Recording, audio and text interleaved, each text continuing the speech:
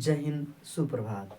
26 दिसंबर की महत्वपूर्ण दिवस यह है कि आज हमारे देश के युवा, हम सभी के दिल में बसने वाले एक स्वतंत्रता सेनानी, जिन्होंने जालियांवाला बाग हत्याकांड को देखा और उसको बदला लेने के लिए अपने जीवन को सर्वोच्च न्यौछावर कर दिया। आज उन्हीं का जयंती है।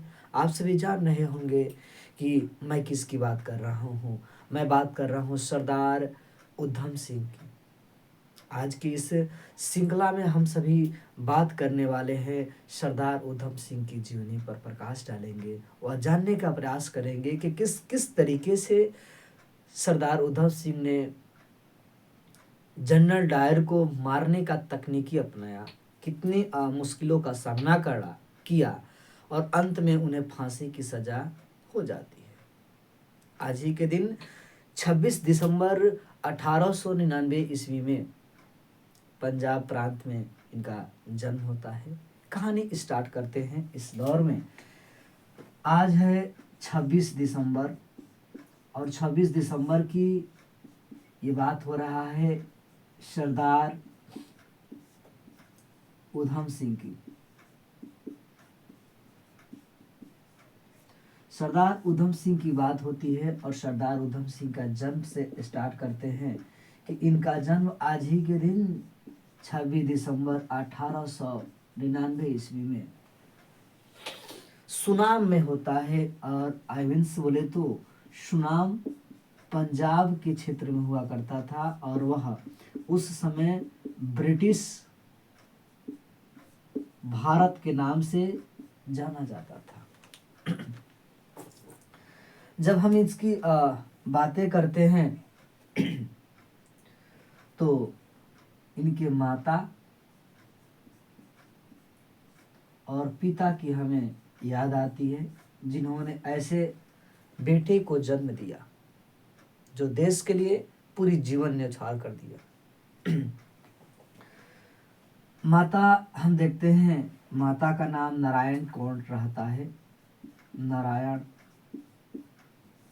कौर।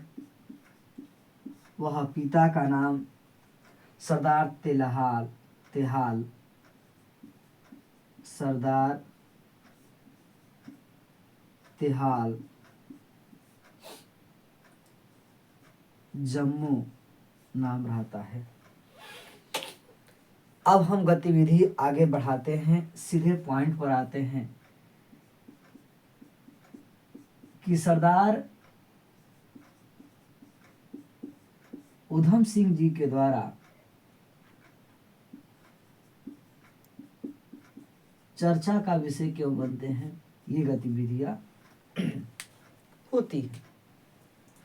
एक घटना है 13 अप्रैल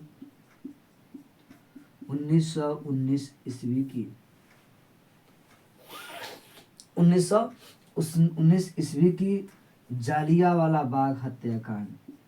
जालियांवाला बाग हत्याकांड।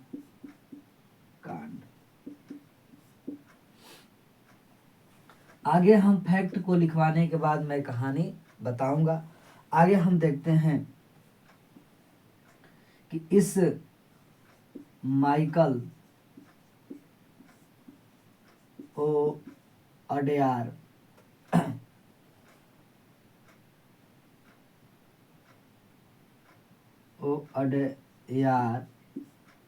जनरल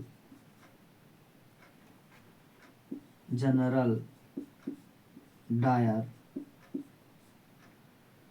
द्वारा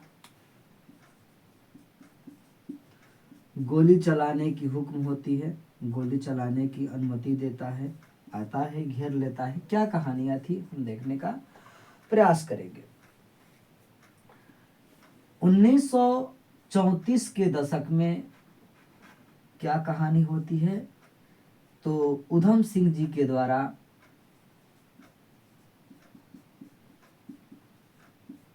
भारत से आगे सफ़र करते हैं। भारत से आगे सफ़र करते हैं। आई मीन्स ये जो है कि अफ्रीका पहुंचते हैं। अफ्रीका में केन्या पहुंचते हैं। केन्या की राजधानी जो नैरोबी है, नैरोबी पहुंचते हैं। फिर क्रमबद्ध तरीके से ये अमेरिका भी पहुंचे। अमेरिका का भी इन्होंने विजिट किया, भ्रमण किया, और तत्पश्चात अपने उद्देश्य को पाने के लिए, अपने उद्देश्य को पाने हेतु ये पहुंच जाते हैं। यूके बोले तो लंदन पहुंच जाते हैं, लंदन पहुंच जाते हैं। अब कहानी में स्टार्ट करता हूं कि जो व्यक्ति 26 दिसंबर 1899 ईस्वी में जन्म होता है, और इस व्यक्ति के आगे एक जालियांवाला बाग हत्याकांड उसी के क्षेत्र, उसी के जिला, उसी के प्रांत में होता है। आप सभी जानते होंगे कि डॉक्टर सत्यपाल और किचलू की गिरफ्तारी हो चुकी थी। यहाँ जालियांवाला बाग में ये होता है कि डॉक्टर सत्यपाल और किचलू की गिरफ्तारी हुआ था, और इसी गिरफ्तारी में ब्रिटिश हुकूमत ने इस क्षेत्र में धारा 144 लागू कर दिया था। उसी समय 1919 के दौर में रॉलेट एक्ट आया था, और ये भी रॉलेट एक्ट के साथ ये भी चल रहा था, नो अपील, नो दलील, नो वकील, सीधे गिरफ्तारी की बातें चल रही थी।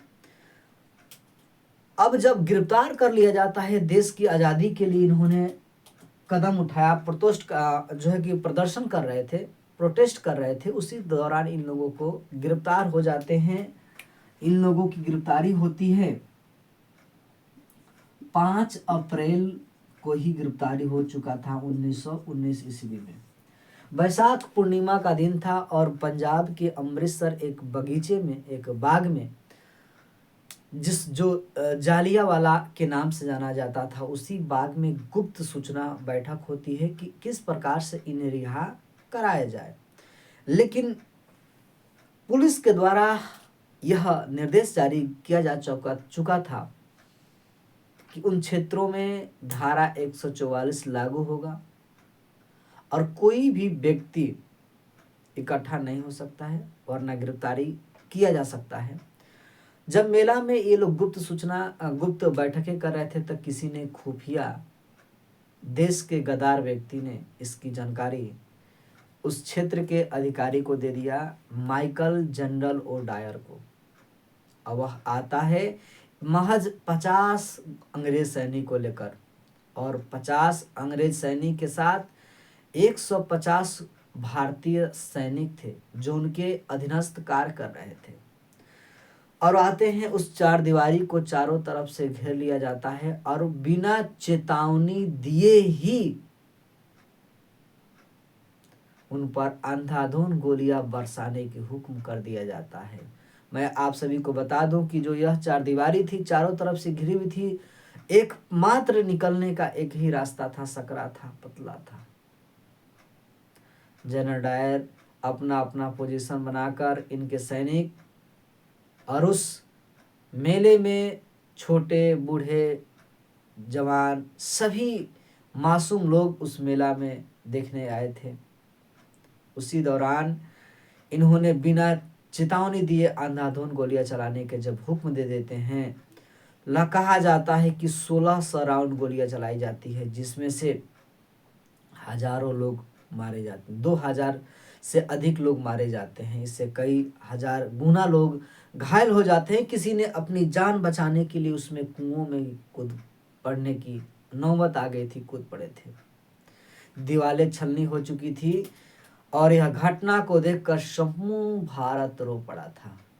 लेकिन इस कहानी को देखकर उधम सिंह से नहीं रहा जाता है, और उधम सिंह ने कसम खा लेते हैं कि हमें यह बदला लेना होगा, इसे मारकर हमें बदला लेना होगा। और बताई जाती है, सरकारी रिपोर्टें जब तय की जाती हैं तो बताई जाती हैं इस रिपोर्ट में कि महज 350 ही लोग मारे गए थे, और इन्हें जनरल डायर को दोषी नहीं बनाया जाता है। इसकी सूचना जब सरदार भगत सिंह जी को पढ़ती हैं तो वो भी आक्रोश से भर उठते हैं और लाहौर से अमृतसर जाने की कसमें खाते हैं। और उन्होंने भी ये कसमें खाई कि इसका मैं बदला लूंगा, और वो भी देश के लिए शहीद हो जाते हैं। अब देखते हैं कि 1934 का दौर आ चुका था। उनके जहन में कहीं ना कहीं ये उनके उद्देश्यों को प्रति जो कीड़ा उत्पन्न होते जा रहे थे कि हम बदला कब लेंगे। आखिरकार वह समय काल आता है उधम सिंह की 1934 में, और वह देश से निकल जाते हैं। आगे गतिविधियों पर फोकस हम करते हैं तो पाते हैं कि 1934 के बाद जो है कि अपने टारगेट को आगे बढ़ाते हुए हम देखते हैं कि सर ये अब 1934 में ही अब लंदन की तरफ रूट करते हैं, लंदन की तरफ पहुंच जाते हैं। और लंदन में पहुंचते हैं तो कहा जाता है कि सर ये क्या गतिविधियां करते हैं, सुनिएगा। ये गतिविधियां करते हैं कि सर पहले तो ये नाइन एल्डर स्ट्रीट कमर्शियल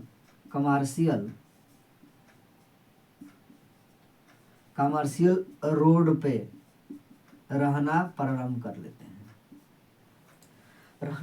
करते हैं। और इसके साथ ही साथ इन्होंने एक क्या करते हैं, एक जो है कि कार खरीदी इन्होंने अपने उद्देश्यों को प्राप्त करने के लिए। और कार के साथ 6 गोली वाला एक रिवॉल्वर भी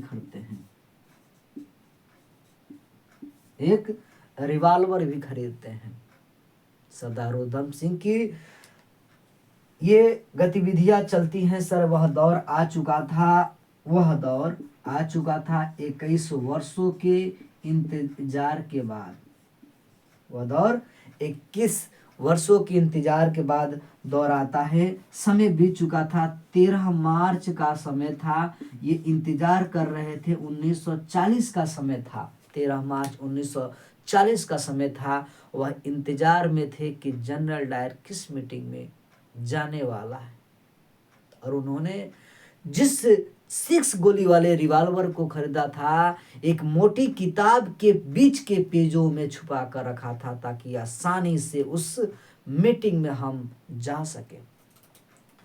तत्पश्चात रॉयल सेंट्रल एशियन सोसाइटी की जो है कि कंस्टल हॉल में मीटिंग रहती है, और उसी मीटिंग में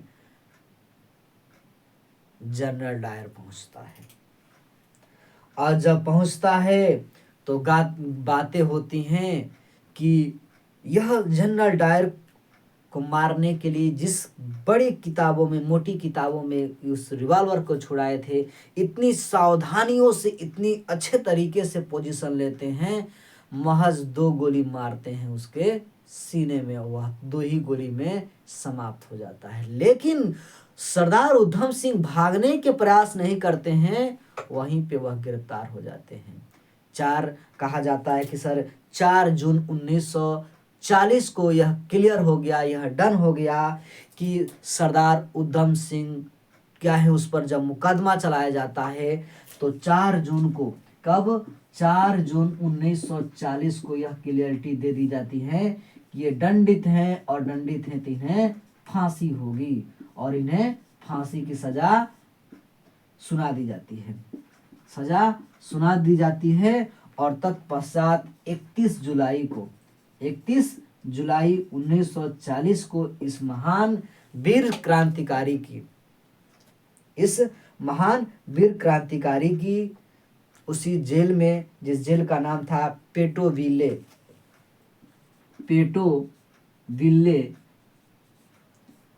जेल, लंदन में ही इन्हें फांसी की सजा सुना दी जाती है, फांसी दे दी जाती है। समय काल याद रखना होगा, वह 31 जुलाई 1940 जब उनके घर वालों पर क्या बीतता होगा, या भारत के ऊपर क्या बीता होगा कि जिसने इस संपूर्ण कालखंड को, जो जालियांवाला बाग हत्याकांड के जो है कि दोषी पाए जाने वाला जनरल डायर को मारने का जो कार्य किया, उन्हें कहीं ना कहीं जो आत्मा की जो है कि शांति तो जरूर मिला होगा। आज का कहानी यही रहा। और बड़ी बात ये हो जाती है कि आज वीर बाल दिवस भी है। 26 दिसंबर को वीर बाल दिवस मनाया जाता है, क्योंकि इस घटना को भी क्रमबद्ध तरीके से हम देखते हैं तो पाते हैं सर कि गुरु गोविंद सिंह के दो पुत्र शहजादे, जिनका नाम रहता है बाबा जोखरवर सिंह और बाबा फतेह सिंह की जो है कि जयंती है। शहादत को मैं नमन करता हूँ और आज की सेशन यहीं पे समाप्त करता हूँ। आप सभी कमेंट करके ज़रूर बताइएगा कि आज की कहानी जो है कि अनिल सर की जुबानी सरदार उधम सिंह की कहानी कैसी लगी। कमेंट करके ज़रूर बताइएगा। जय हिंद, टेक केयर।